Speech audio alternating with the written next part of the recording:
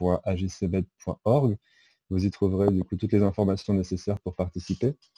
À l'heure actuelle, du coup, si je ne me trompe pas, c'est quand même déjà plus de 560 kilos de déchets qui ont été collectés, donc ramassés sur l'ensemble de la Méditerranée, et plus de 77 kilomètres parcourus. Donc, si vous souhaitez participer, n'hésitez pas à le faire, de s'envoyer vos photos et vidéos. Un bilan va se faire du coup avec l'association Surfrider aujourd'hui à 18 h. Il y aura du coup des interviews des personnes qui ont participé au plugging d'aujourd'hui. Donc, je laisse la parole du coup à Mokhtar, si tu le souhaites.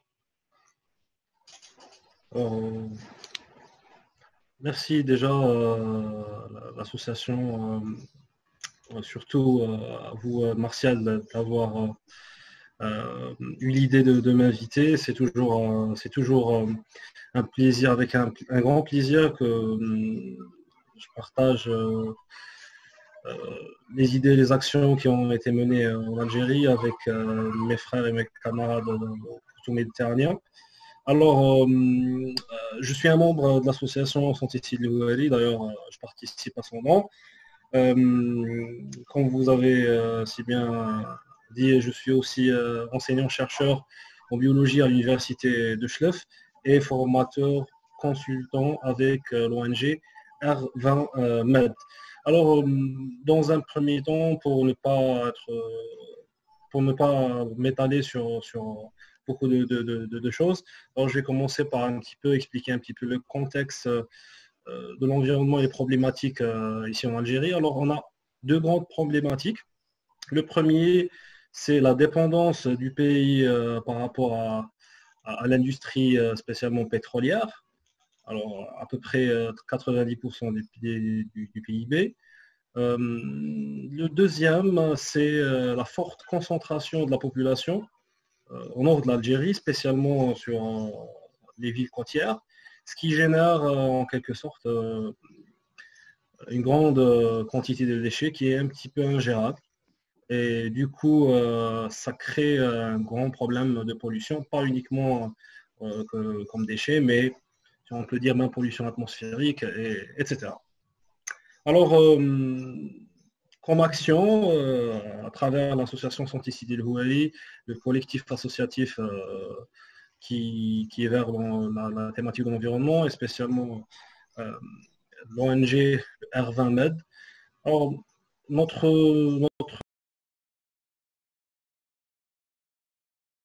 un investissement sur l'humain, c'est-à-dire la population, à travers des formations, à travers des actions de proximité, aussi l'initiation de projets, notamment un projet qui me tient toujours à cœur, le projet du compostage industriel, parce que les déchets en Algérie comportent à peu près 60% des déchets verts, organiques, avec lesquels on peut faire un compost et booster l'agriculture.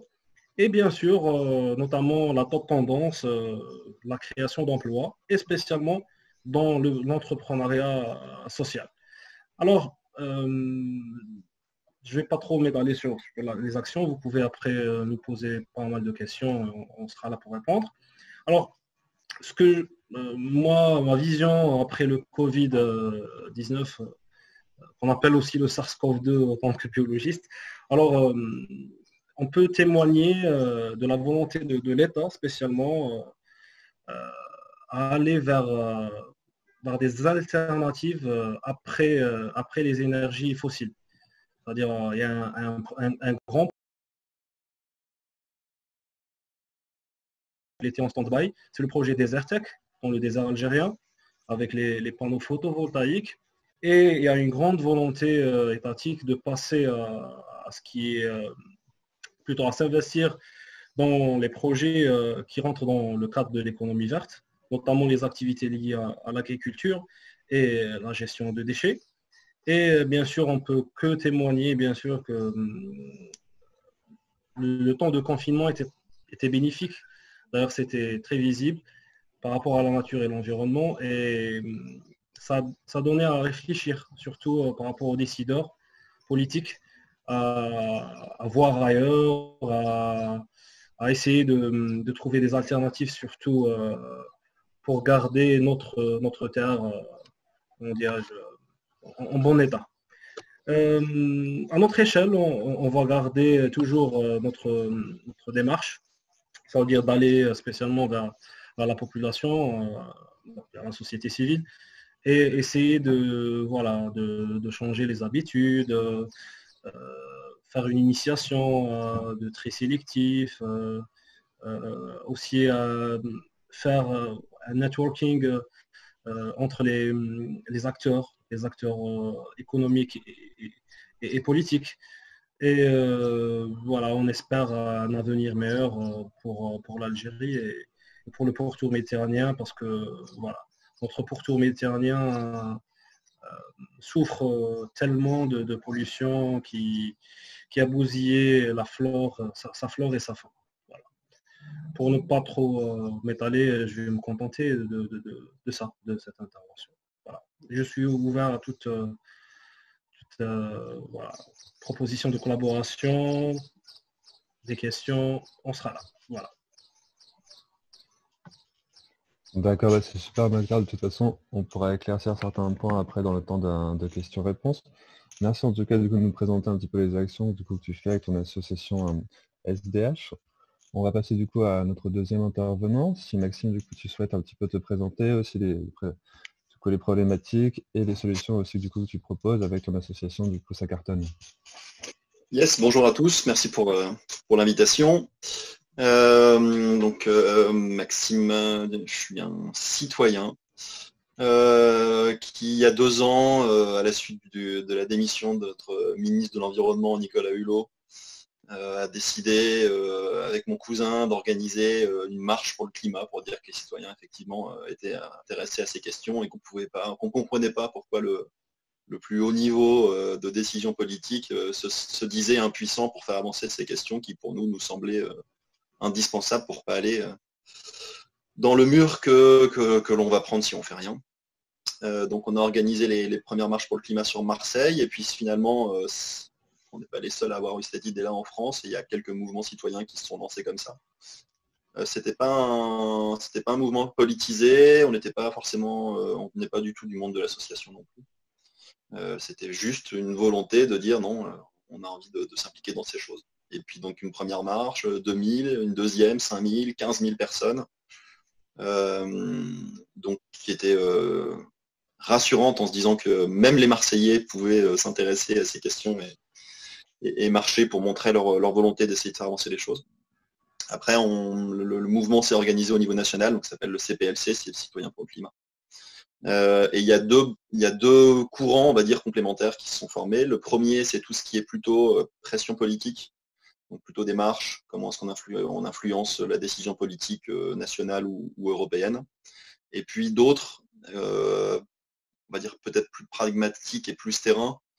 Et c'est cette vision-là qu'on a choisi de défendre, qui était plutôt de dire, avant d'essayer de changer le monde, on va déjà essayer de changer notre territoire.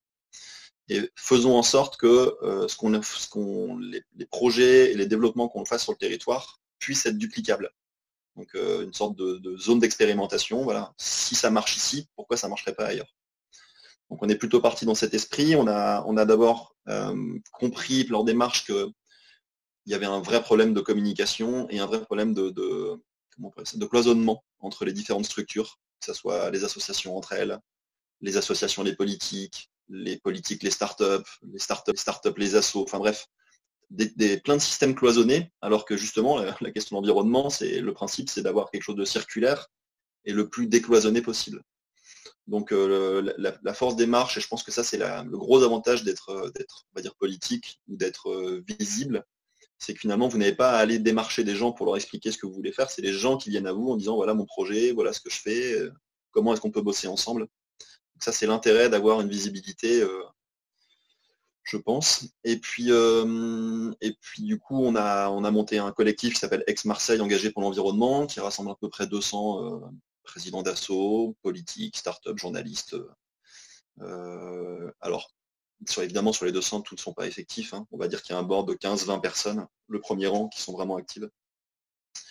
Ça nous a permis d'aller dans des groupes d'échange, de discussion, de réflexion, de brainstormer avec des services notamment métropolitains parce que beaucoup de nos compétences environnement sont chez nous, ici à Marseille, basées sur la métropole, qui sont décideurs sur la mobilité, donc tout ce qui est aménagement de la mobilité urbaine, du train jusqu'à la piste cyclable, et puis qui ont évidemment la gestion des déchets.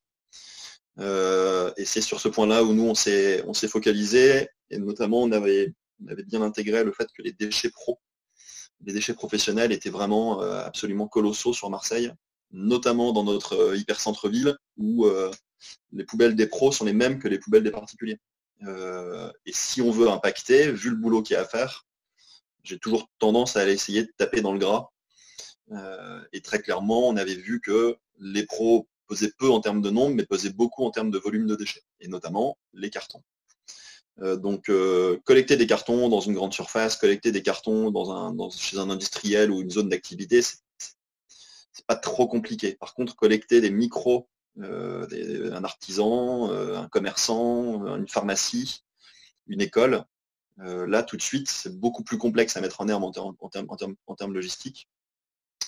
Et comme on voulait pousser le truc jusqu'au bout, cette collecte qu'on a organisée, donc on a créé une asso qui s'appelle Ça Cartonne et qui s'occupe de collecter, de valoriser ce que j'appelle moi des gisements, hein, pas des déchets.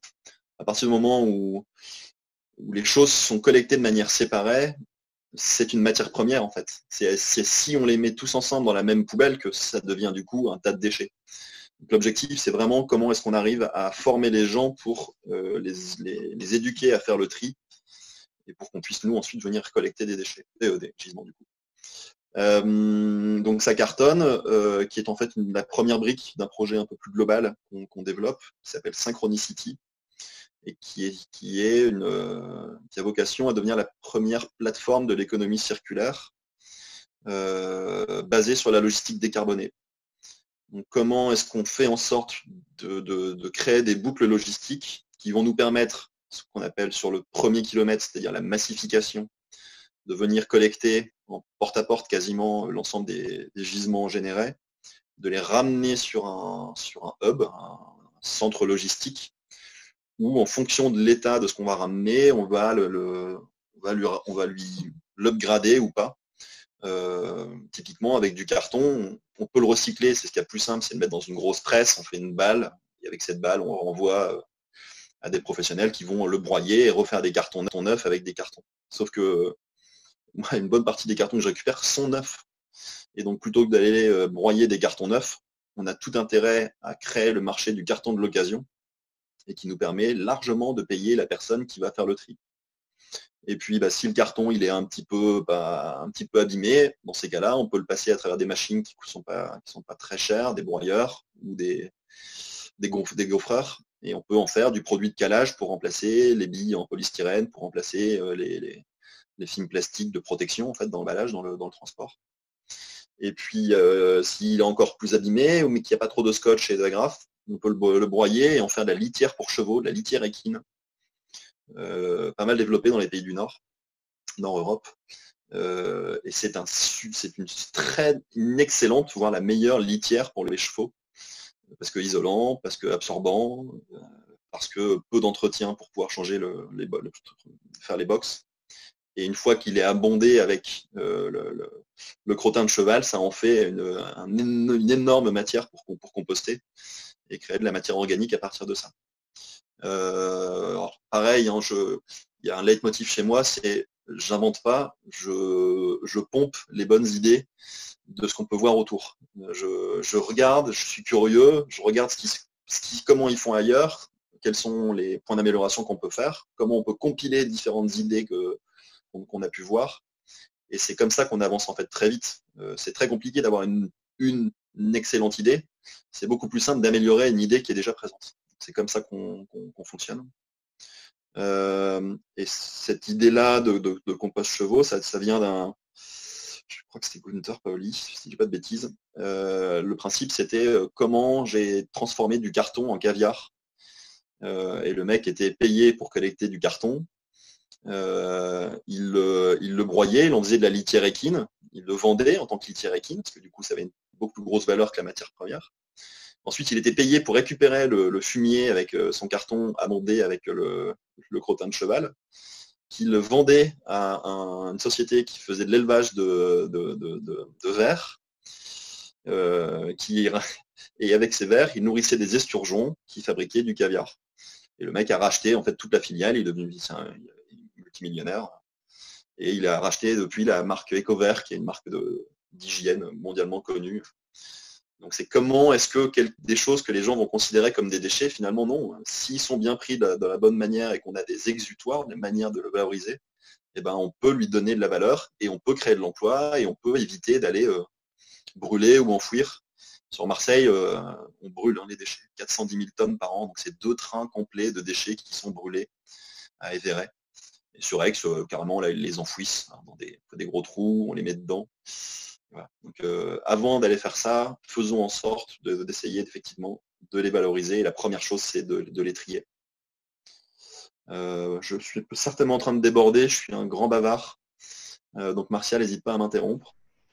Non, bah, c'est très bien. Si tu as encore des autres choses à dire, tu peux les dire, ou sinon on pourra aussi répondre du coup, autant de questions-réponses. Juste sur Synchronicity, du coup, je finis là-dessus. On a effectivement maintenant des business models qui fonctionnent. Je pense que ça, c'est important. Il y a beaucoup d'assos qui considèrent que l'argent, c'est pas bien, c'est tabou, il ne faut pas faire d'argent.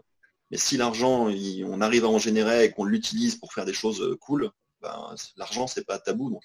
Et surtout, le business model efficient et périn permet justement de développer des projets qui ne sont pas dépendantes de la volonté de telle ou telle personne. Et finalement, d'avoir des business models qui fonctionnent rend le projet viable et surtout périn dans le temps et donc duplicable. Parce que c'est très bien de faire un projet super cool, mais s'il est financé, s'il ne tient que par les financements, le jour où le financement s'arrête, bon, bah, le projet s'arrête. Donc ça, c'est pas duplicable. Et donc dans cette organisation, je pense qu'il y a vraiment ce point qui est crucial, c'est la logistique, et notamment de réussir à faire comme l'environnement finalement des boucles complètes. On prend un exemple, c'est les cartons, c'est une de mes structures, mais on bosse de manière groupée pour avancer sur ces projets.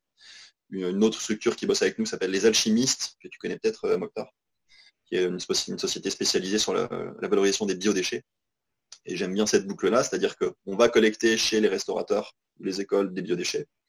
On les donne à des producteurs qui, eux, nous ramènent de la production de fruits et légumes locales, repartent avec le compost qui est généré. Et nous, cette production locale de fruits et légumes, on la livre auprès des commerçants, des épiceries, auprès des restaurateurs, auprès des écoles. Et en fait, on est déjà rentable rien que sur la boucle de collecte des déchets, sauf qu'en plus de là, on est encore plus rentable parce qu'on évite le coût logistique d'aller livrer des choses. J'aime bien l'expression n'essayons pas de changer le monde, montrons juste qu'il est obsolète. C'est très difficile d'imposer des choses à des personnes. Il faut arrêter d'aller en grande distribution pour acheter des fruits et légumes. Pourquoi tu ne vas pas les acheter chez tes producteurs locaux? Ouais, mais où il faut aller? Est-ce que c'est compliqué? C'est compliqué. Donc si c'est compliqué, les gens ne le feront pas. Donc ce qu'il faut, c'est faire en sorte que ça soit très simple, accessible, au bon prix. Et dans ces cas-là, les mecs, naturellement, si c'est au même prix, ne serait-ce que les autres trucs, je m'arrête là. Voilà, donc réfléchissons en boucle fermée. Merci en tout cas, Alexis, c'est assez intéressant. Mais moi, j'apprends encore plus de choses du coup sur les bons côtés du carton et tout ce qu'on peut faire après. Je vais laisser maintenant la parole du coup à Mohamed du Liban. Et bonjour tout le monde. Tout le début, je vais juste me présenter. Je m'appelle Mohamed Hachem. Je suis étudiant en master de gestion de système d'information à l'Université islamique au Liban et je suis en même temps employé à l'université, technicien informatique. J'ai commencé, si je peux donner ce titre-là, mon activisme, depuis environ 10 ans, par un nettoyage de la plage de Tyr, de ma ville de Tyr. Et c'était le début de mon trajet. Et ensuite, après quelques activités diverses, on a essayé à l'université de créer quelque chose plus stable. Alors, en avril 2016, on a créé le club environnement de l'Université islamique de Liban. Et c'est un club strictement actif dans la ville de Tyr. Et on envisage de divers sujets concernant l'environnement. Je vais expliquer un peu plus tard. Mais tout d'abord, je veux parler de la situation de l'environnement dans mon pays, le Liban. Et on a tout d'abord deux principaux sources de pollution au Liban, qui sont les déchets et les centrales d'énergie à base fossile. Et, bien sûr, vous tous connaissez comment ils ont des effets négatifs sur la terre, l'air et l'eau. Et étant un pays côtier de la Méditerranée, on a beaucoup de surfaces d'eau, on a des surfaces d'eau souterraines, et les déchets, à cause des décharges, malheureusement récemment dans les 2 dernières années, ont commencé à polluer les surfaces souterraines de l'eau. Et c'est vraiment, ça risque d'un avenir très malheureux pour nous.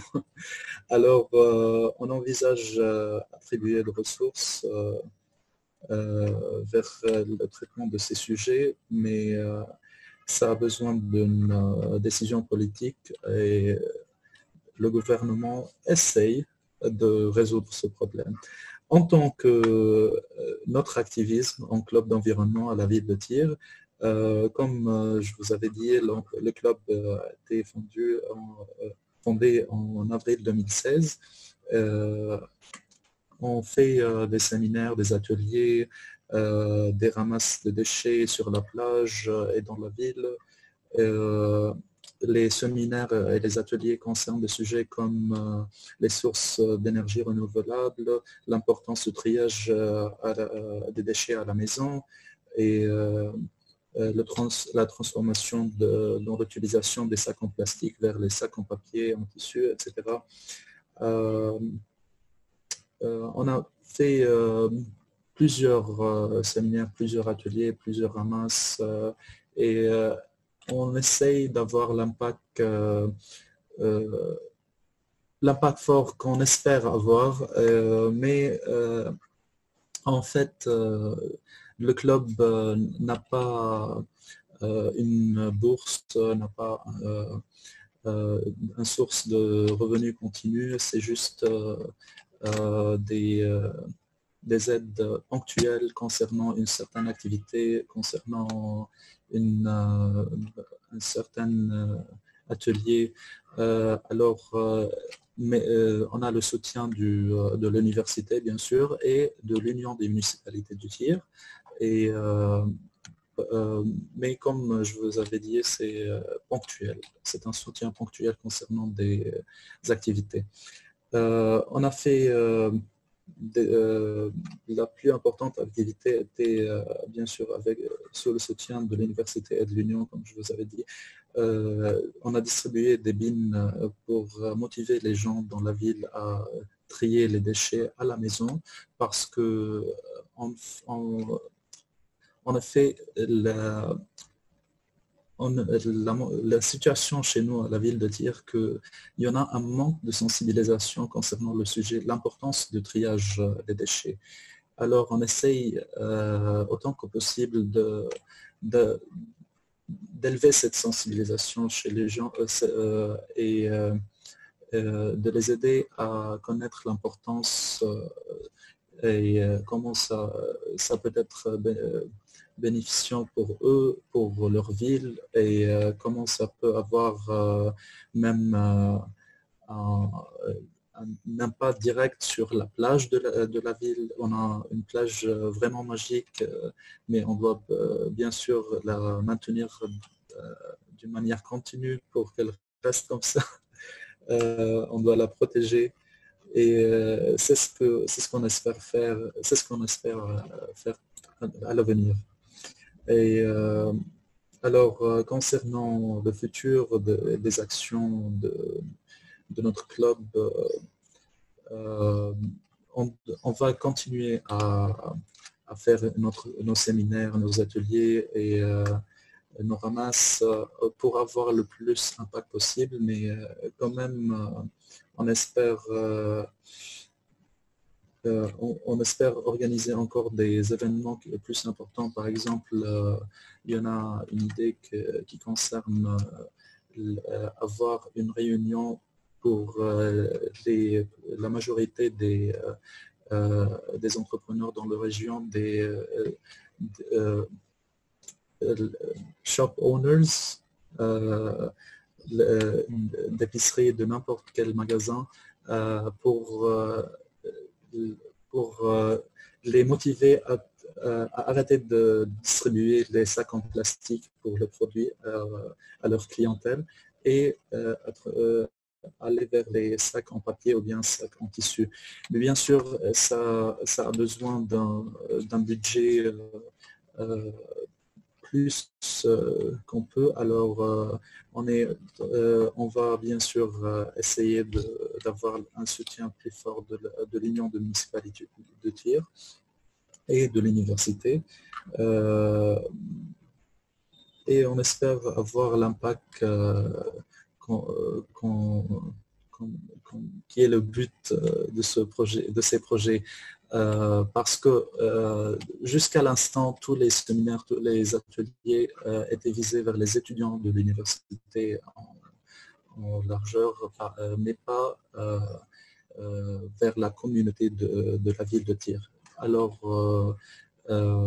on va commencer une nouvelle phase après Covid-19, on espère. Cette phase concerne directement la sensibilisation directe de la population de la ville autant que possible. Et c'est ça. Merci pour vous. Merci Martial pour l'introduction. Merci beaucoup, madame.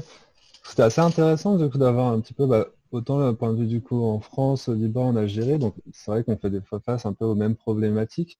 Et comme tu disais du coup, Maxime, c'est intéressant aussi de compiler les bonnes idées. Là, par exemple, je voyais aussi, par exemple, Mohamed, tu cherchais du coup des idées de comment financer. Maxime, toi aussi, tu avais des idées de justement créer des business models, en fait, de créer une boucle pour autant financer des projets. Donc ça, c'est vraiment des choses qui, à mon sens, me paraît assez intéressant. Et c'est justement en échangeant et en dialoguant tous ensemble, en fait, qu'on arrive à trouver des solutions. Parce que du coup, l'avenir durable, il se fait à plusieurs. Donc c'est pour ça que on fait aussi ce genre d'événements. On va pouvoir commencer, si vous voulez, du coup, un petit peu les temps de questions-réponses. Là, j'ai vu aussi, du coup, dans les commentaires que Myrisor, si tu souhaites, je peux lire ta question, ou tu peux aussi, du coup, mettre ton micro si tu souhaites directement poser la question en live.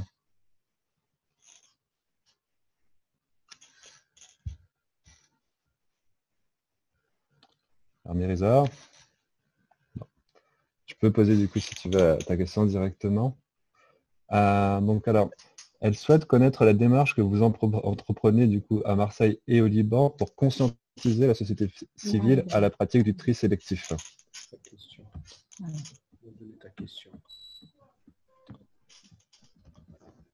Je ne sais pas du coup si Mohamed... Ah, Myrisor, tu es là?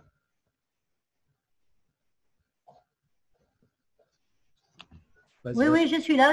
Bonjour. Ah, bonjour. Donc, je vous écoute. J'ai suivi avec de l'intérêt les trois intervenants et j'ai pu prendre connaissance de ce qui se fait un peu dans les trois régions. Bon, mais c'est difficile en si peu de temps, on va dire, d'aborder aussi bien la stratégie, la démarche, la question problématique. Mais comme j'ai constaté que les trois intervenants ont approché la question de la gestion et de la valorisation des déchets, surtout à travers l'action du tri sélectif qui est fondamentale, puisqu'on ne peut, comme vous l'avez si bien dit les trois, on ne peut absolument pas faire une nouvelle source recyclable sans avoir fait le tri auparavant en amont. Mais je n'ai pas senti surtout pour le Liban et Marseille, parce que Oran, je connais très bien la situation, et mon ami Mokhtar, qui est mon collaborateur direct en matière de formation au niveau du R20, puisque je suis en même temps au niveau de SDH et au niveau de l'ONG R20, donc je connais très bien la stratégie que nous menons pour conscientiser, informer, éducation, pour pouvoir passer le message et convaincre, bien sûr, les citoyens, la société civile pour pratiquer le tri sélectif à domicile, parce que c'est très important à la société civile. Il faut qu'elle s'engage dans cette action et dans cette mobilisation. Donc, je voulais savoir, pour le Liban et Marseille, c'est vrai que j'ai senti le résultat, j'ai senti les impacts concernant le carton, concernant même pour le Liban, mais je n'ai pas senti comment ils arrivaient et à quel pourcentage de réussite. Peut-être que c'est un peu long, je me suis un peu plus, on va dire, précisé ma question.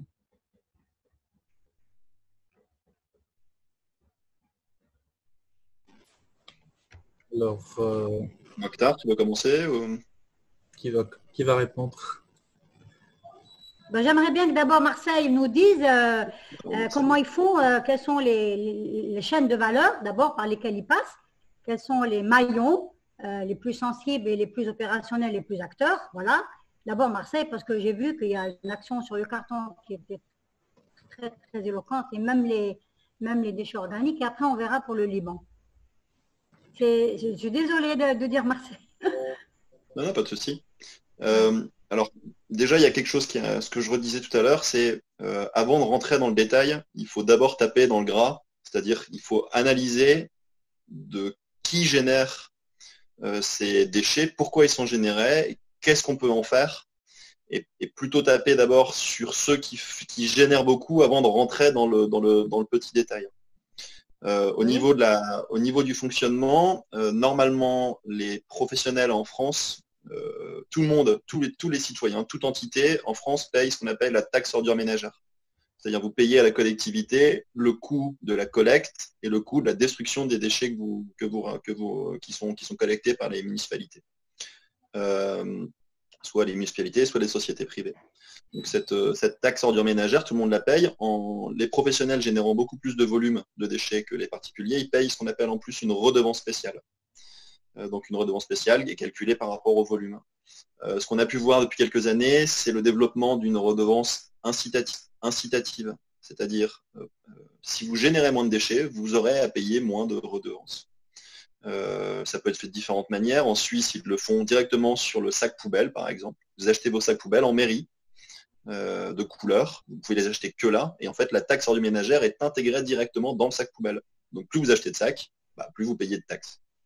D'autres municipalités, sur des villes plus petites, eux ont des systèmes de pesée. Et donc, ils calculent ça sur 2 coûts. Combien de fois vous sortez votre poubelle, parce que c'est un coût, la collecte. C'est à peu près miche-miche. Le coût de collecte et le coût d'exutoire est à peu près équivalent. 50% du coût global est intégré dans les deux. Donc moins vous sortez votre poubelle, moins le camion a ça à arrêter, donc il peut faire des tournées plus courtes, donc le coût de collecte diminue. Et ensuite, le poids des poubelles, donc ils ont des puces directement sur les poubelles.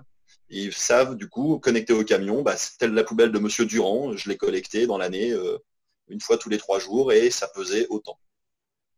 À Marseille, ça pourrait poser problème parce que les gens, à mon avis, iraient jeter leurs déchets ailleurs, ni vu ni connu. Comme ça, ma poubelle, je la sors pas parce que oui, je l'avais mis en gros dans la poubelle du voisin. Et ça nécessite évidemment une très bonne organisation au niveau des déchetteries qui sont pour moi indispensables.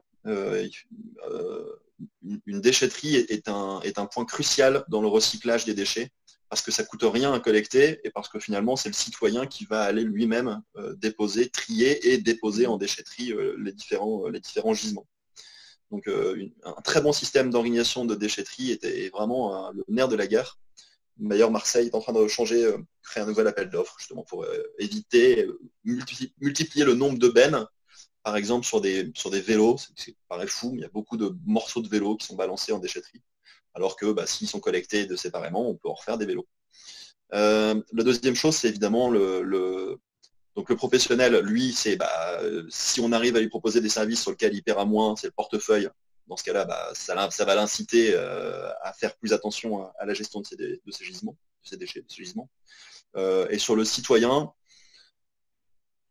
je pense que la seule solution, c'est l'école.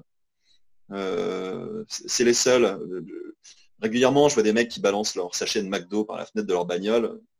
quel que soit le ton que vous utilisez, le mec va trouver une excuse bidon pour justifier pourquoi est-ce qu'il a balancé son sachet de McDo par la fenêtre. Je crée des emplois, ça c'est assez courant à Marseille. Il y a des gens, je crée de l'emploi parce qu'il y a des gens qui vont nettoyer la merde que je fais. Okay, bon, super. Je préfère payer des profs, je préfère payer des médecins que payer des gens qui balayent. Hein. Je n'ai rien contre les gens qui balayent, mais aucun intérêt. Enfin bref. Et puis je pense que la seule manière de les sensibiliser, c'est le minot qui est à l'arrière de la voiture et qui pose la question à son père en disant mais papa, pourquoi tu viens de balancer ton sac McDo par la fenêtre? Est-ce que tu sais que ou ta canette d'Heineken, est-ce que tu sais que ça va durer 4000 ans Et donc si clairement je devais faire une action de formation citoyenne, je mettrais tout sur les écoles.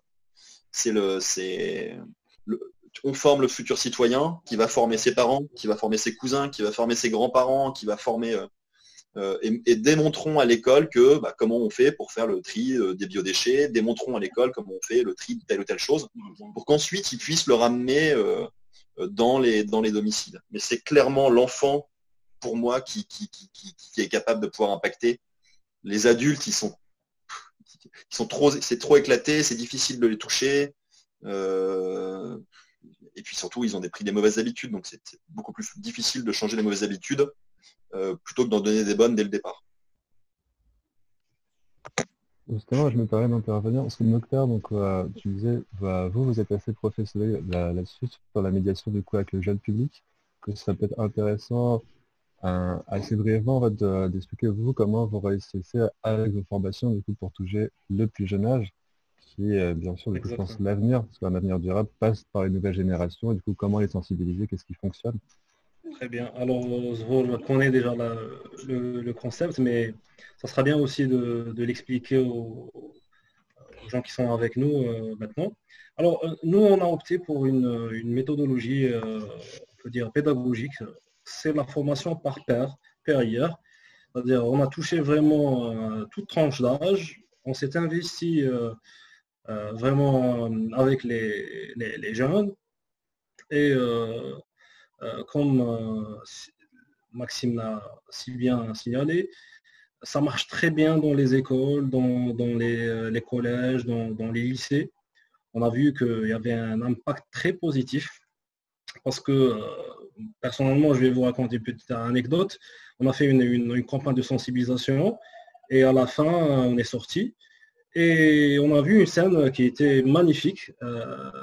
Un petit qui était avec son papa dans la voiture et il avait un pot de yaourt. Alors le papa a lancé, il a pris le pot de yaourt de l'enfant, il l'a lancé la fenêtre. L'enfant est sorti carrément de la voiture. Il l'a pris, il lui a dit papa non, on jette pas du plastique à l'extérieur, on le met dans une poubelle. Alors là, plus que ça, il n'y avait pas trop de choses à dire. Alors concernant les formations par pair, c'est OK. Alors, le deuxième point, c'est donner l'exemple dans les cités. Alors, Oran, c'est une grande ville qui compte à peu près 2 millions d'habitants. Et c'est un petit peu difficile d'instaurer une politique de tri sélectif dans tous les quartiers d'Oran. Alors, il y a un grand contraste des quartiers populaires, des quartiers UP. Alors, nous, on a commencé, et surtout notre vision, c'est de faire des actions pilotes. Alors, soit entrée sélective ou d'autres projets. Alors, on a choisi un quartier avec une forte concentration de population. Et on n'a pas trop réfléchi, mais on a essayé sur le plan faisabilité, de faire 2 bacs spécialement, leur bac de ce qui est recyclable et un autre bac qui est du non recyclable. Alors il faut comprendre qu'à peu près les communes d'Oran, pas uniquement la commune, les communes d'Oran, il y a à peu près 17 enfouissent leurs déchets sous terre dans des CET, des centres d'enfouissement technique, à peu près 1700 tonnes par jour. Alors il faut imaginer un petit peu 1700 tonnes de déchets enfouis sous terre. Alors avec ces actions-là, on a réussi à réduire un petit peu c'était une action non pas isolée, parce que ça a été dupliqué à d'autres quartiers qui n'ont pas vraiment comment dirais-je, la structure du quartier, du premier quartier ADL, qui était des bâtiments. Ça a été dupliqué à Sidi El Houari, qui est un quartier populaire, et à Victor Hugo, qui est un autre quartier populaire. Il y avait moins d'impact parce qu'il y avait aussi d'autres problèmes sociaux à l'intérieur des quartiers, mais quand même, il y avait des personnes qui ont été touchées, informées, et croyez-moi, entre 2009 et 2010, c'était les débuts des projets, et maintenant 2020, les gens commencent vraiment à avoir de la conscience, et ils commencent vraiment à aller carrément prendre leurs déchets, surtout plastique, carton et métal, dans une déchetterie qui a été créée par la direction de l'environnement. C'est-à-dire, on a vraiment constaté une évolution, surtout dans les consciences des habitants de la wilaya d'Or. Voilà, si j'ai bien répondu à votre question. C'est super, merci. Est-ce que d'autres personnes du présent à la conférence souhaitent poser des questions? Je vois connecter Célia, Omar, Anna, Antoine. J'aimerais poser quelques questions.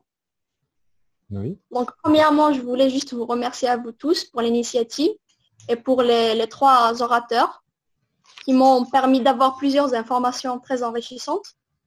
Donc, moi, je suis membre de l'association Ayen de Tizi Ouzou, donc en Algérie.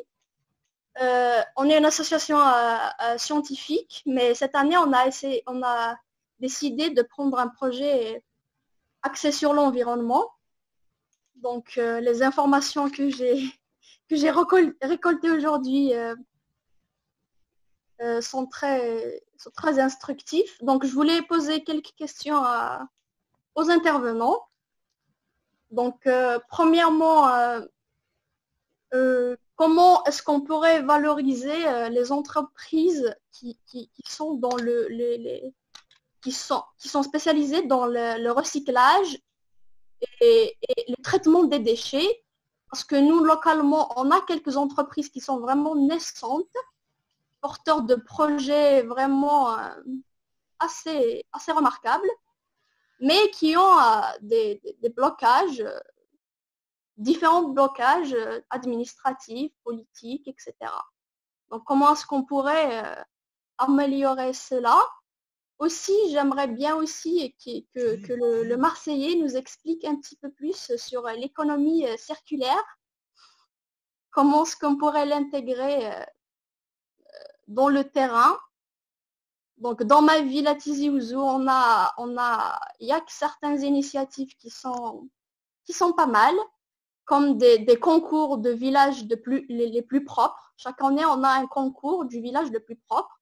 Donc, ça incite les habitants du village à s'intéresser à leur environnement et à embellir les villages et à créer aussi du tri sélectif au niveau du village avec la création d'emplois vraiment pour les gens du village. Mais dans les villes, c'est complètement l'anarchie et les déchets se retrouvent souvent dans nos forêts. Donc, j'aimerais bien surtout savoir le cycle au niveau de la ville. Aussi, j'aimerais bien savoir aussi, est-ce que les associations pourraient bénéficier du tri de l'argent pour se subventionner elles-mêmes, ne plus être dépendantes des bourses ou des subventions. Et aussi, j'aimerais faire une petite remarque parce que notre association, je m'excuse. Non, t'es content. Peut-être on va question par question, comme ça on va laisser le temps aussi aux intervenants de répondre à chaque question et on pourra du coup passer à la question d'après. J'ai juste une dernière remarque. Nous, t'es content. Parce que nous, on est une association qui travaille beaucoup avec les enfants pour la vulgarisation scientifique, par des animations et des ateliers de jeux. Donc, je trouve que c'est bien aussi de faire passer le message aux enfants par des ateliers de jeux, par exemple par des boîtes de biodiversité, d'expliquer par des animations, que ce soit instructif, éducatif et en même temps plaisant et marrant. Voilà, merci. Merci à tous. Et j'aimerais bien aussi, je m'excuse, voilà, demander à Mortal s'il y a une possibilité de travailler ensemble pour le projet de notre association. Merci. Merci à tous. D'ailleurs, avant les réponses, j'en profite pour signaler, du coup, Mokhtar m'a envoyé du coup pas mal de documents. Donc, si vous le souhaitez, moi, à la fin, du coup, je vous enverrai un mail avec toutes les documentations. Et si Mokhtar le souhaite, je pourrai aussi joindre son mail, comme ça, vous pourrez prendre directement contact avec lui. Et aussi, du coup, si Maxime et Mohamed le souhaitent, je pourrai aussi, du coup, vous transmettre leur contact. Alors, si je me souviens, la première question que tu avais posée, du coup, Célia, c'était comment valoriser, du coup, une entreprise qui fait le tri sélectif? Est-ce que, du coup, là, tes intervenants, du coup, souhaitent répondre à cette question?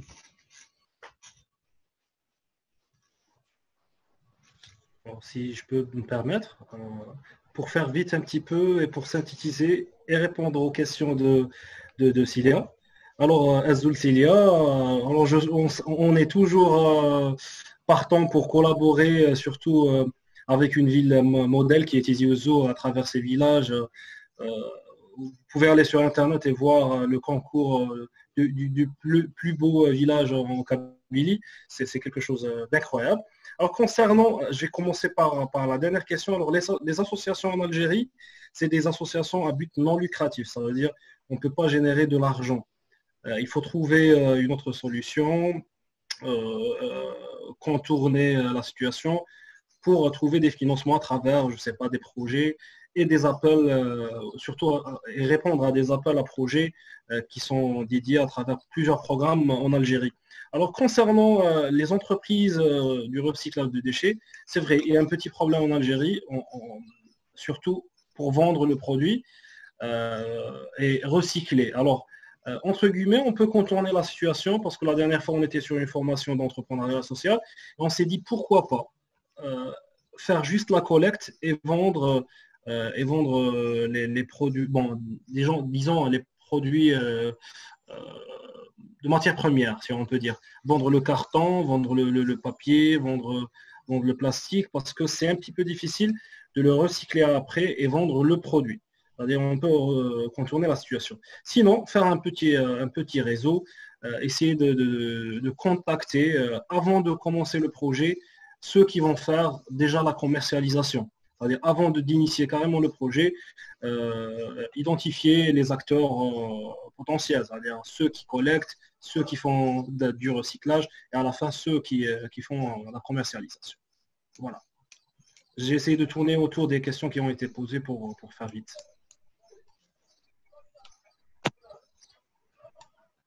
Donc, merci pour la réponse. Mohamed, tu veux prendre la parole?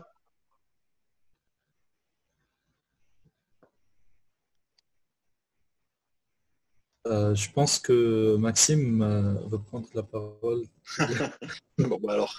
Il est prêt. Alors, parce qu'une des questions a été envisagée à Maxime directement.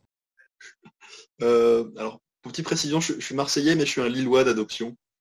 Et je pense que c'est quand on voit quelque chose qui est magnifique qu'on a envie de le protéger. Je nettoie devant ma rue. Et c'était le carnage quand je suis arrivé il y a 3 ans. On est maintenant plusieurs voisins à se relayer. On n'attend pas que les choses viennent d'ailleurs. On fait par nous-mêmes. Et comme c'est propre, eh ben, je peux vous assurer que tout d'un coup, la rue est beaucoup plus propre. Je crois qu'il y a un théorème là-dessus qui dit le théorème de la vitre cassée. Vous prenez une maison, vous lui cassez une vitre, vous allez voir que rapidement les autres vitres de la maison vont être cassées. Les gens vont copier. Si les vitres au départ ne sont pas cassées, les gens ne cassent pas les vitres. Et c'est à peu près la même chose. Si c'est très sale, un papier de plus ou de moins, les mecs vont pas forcément réfléchir. Donc déjà, faisons individuellement nos actions et on voit que l'accumulation des petites actions font un résultat global. Et ça, c'est dans le côté comment mettre en valeur des sociétés qui font ce type de choses. Il faut absolument qu'ils se connectent entre elles. Il n'y a pas de concurrent en fait. Donc malheureusement dans le déchet, il n'y a pas de concurrence. Il y a tellement de choses à faire qu'il vaut mieux que les gens s'accordent, regardent ce qu'ils savent faire ou pas faire. Nous par exemple, je ne vais pas aller collecter les cartons de la grande distribution.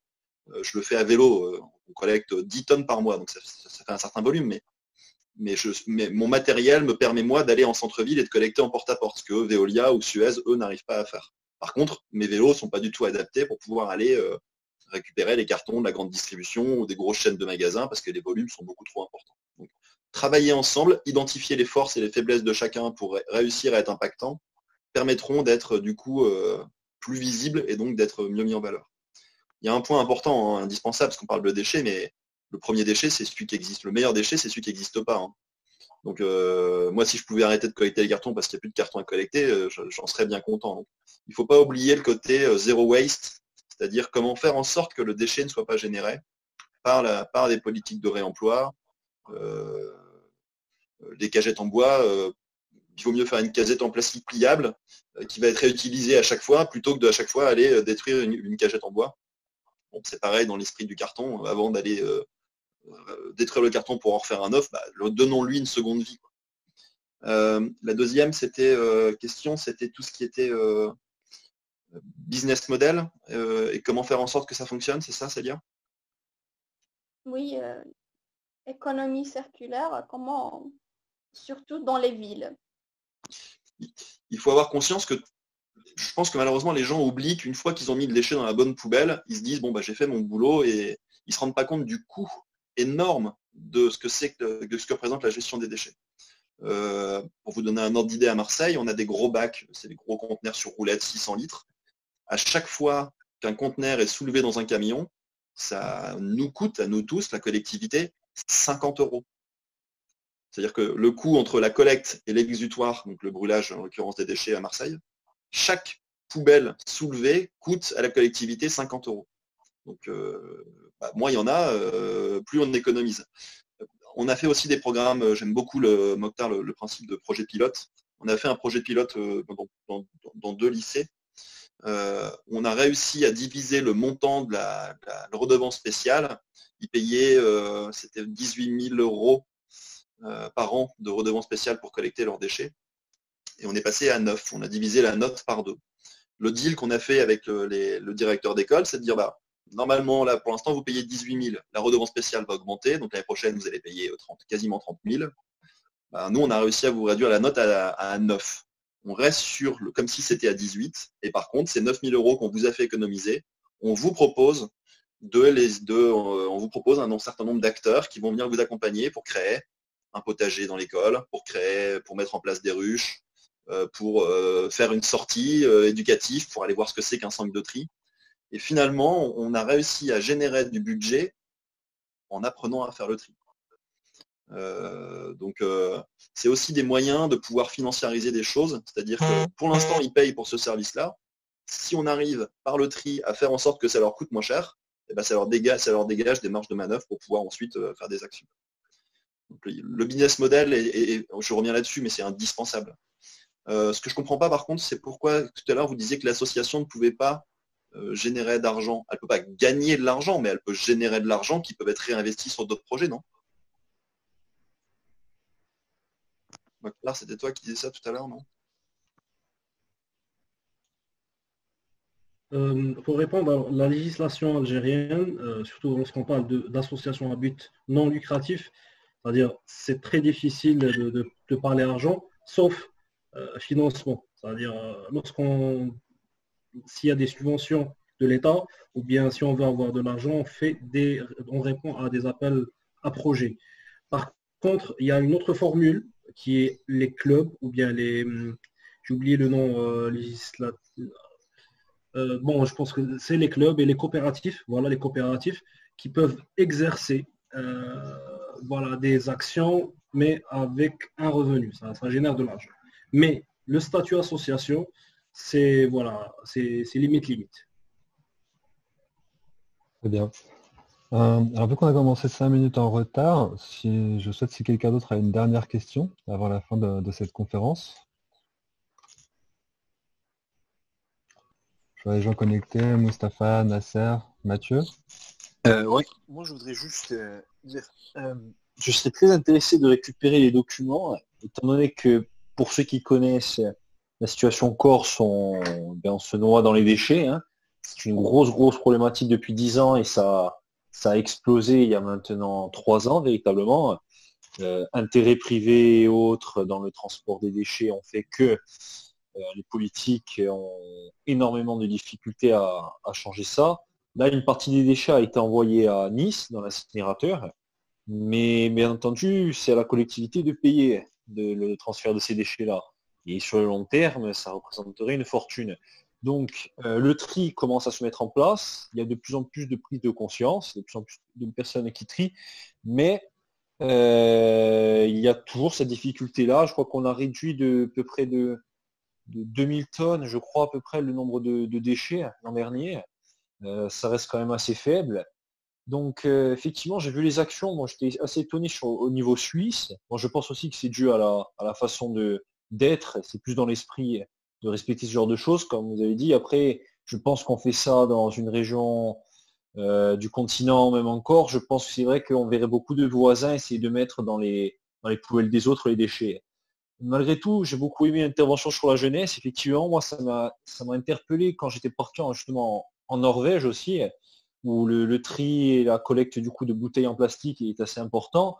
Le chauffeur Uber me disait que son fils avait été choqué lorsqu'ils avaient fait leur voyage à Paris, de voir le chauffeur de taxi français balancer la bouteille par la fenêtre. Il comprenait pas pourquoi. Donc c'est vrai qu'il y a une grosse différence. C'est pour ça l'éducation de la jeunesse, effectivement, est assez important. Donc, si vous avez des documents sur les actions menées, sur des politiques à orienter dans vos régions et pays respectifs, je vais mettre mon adresse mail en commentaire et sincèrement, je voudrais bien échanger avec vous et récupérer ces documents-là parce que en Corse, là encore, on est bloqué et pour l'instant, la seule solution de solvabilité, c'est l'envoi de déchets sur le continent qui coûte une fortune. Donc, si vous avez des actions pour la sensibilisation, je suis vraiment preneur. Voilà. Merci beaucoup. Je vais le mettre en commentaire du coup mon adresse mail et vous pouvez m'envoyer un mail ou m'envoyer les documents si vous le souhaitez. Merci. Je te remercie Mathieu. Bah, dans tous les cas, tous les gens qui se sont inscrits à cette conférence recevront par mail du coup les informations de Mockstar et autres. Je voulais du coup si je peux Oui. intervenir pour une minute. Alors, Martial va vous envoyer deux documents qui sont un guide de l'écolier. Le deuxième, c'est un guide pour les enseignants qui résume un petit peu pas mal de choses. Alors, vous allez pouvoir découvrir. Et un troisième document qui est un petit catalogue parce qu'on a initié un projet avec les femmes au foyer pour essayer de récupérer les matériaux, bien les déchets qu'on génère, les boîtes de margarine, les boîtes de conserve, etc., et d'en fabriquer de la décoration ou bien des choses à utiliser chez soi. Alors vous aurez les trois documents à la fin de ce meeting. Voilà. Bon, ben super, merci beaucoup. Ouais. Ils sont vraiment utiles. C'est super, merci en tout cas d'avoir participé. Est-ce que les intervenants vont avoir un petit mot de fin avant du coup la fin de cette conférence? Si vous me permettez, je vais juste insister sur l'idée du bénéfice d'avoir dans chaque école, dans chaque université, n'importe quel organisme, quel type d'organisme, un club, une association, n'importe quoi, mais qui se concerne à des sujets environnementaux. Parce que comme tous comme tous les intervenants ont insisté, l'importance de la sensibilisation des jeunes est vraiment indispensable. On doit sensibiliser les jeunes. Et c'est pour cela que ça fait 4 ans que nos séminaires comme club d'environnement à l'université et ateliers étaient directement visés vers les étudiants de l'université. Bien sûr, on va garder cette vision, on va garder les projets, mais en plus, comme je vous avais dit, on va commencer à faire de nouvelles séminaires aussi en parallèle, mais qui sont visés vers la communauté de la ville. Ce que je voulais dire, c'est que c'est vraiment indispensable d'avoir un club ou bien une association, n'importe quel organisme dans chaque école, dans chaque université qui sensibilise à des sujets de l'environnement. C'est pas. Très bien. Merci. Mokhtar et Maxime, avez-vous un dernier mot à dire avant la fin?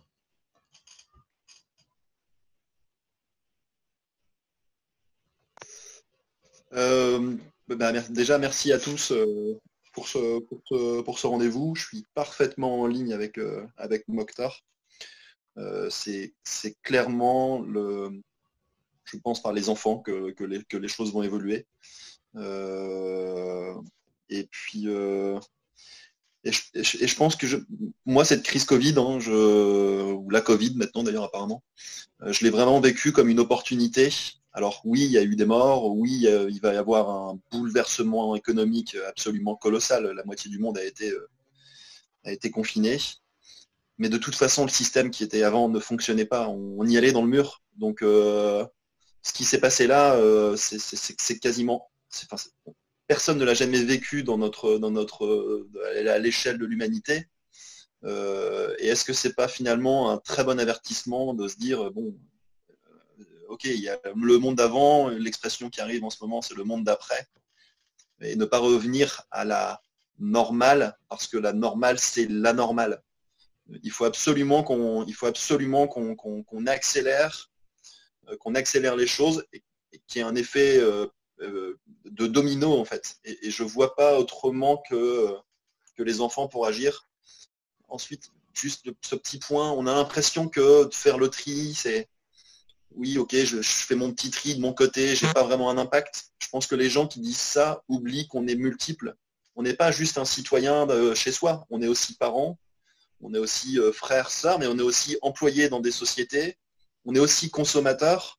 Et finalement, cette conscience et les gestes qu'on fait au quotidien, on les impacte par plein de choses. Impactons dans nos sociétés.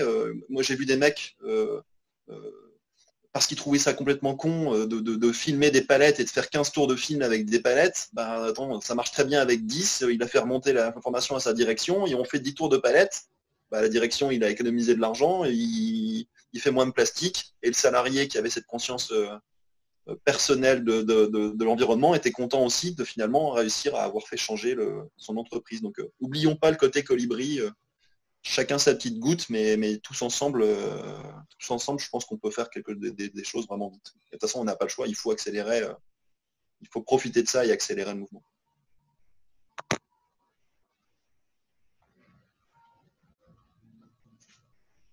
Alors Mokhtar, avant peut-être ta mot de fin, nous sur le live Facebook, on va devoir couper pour vous mettre une autre vidéo.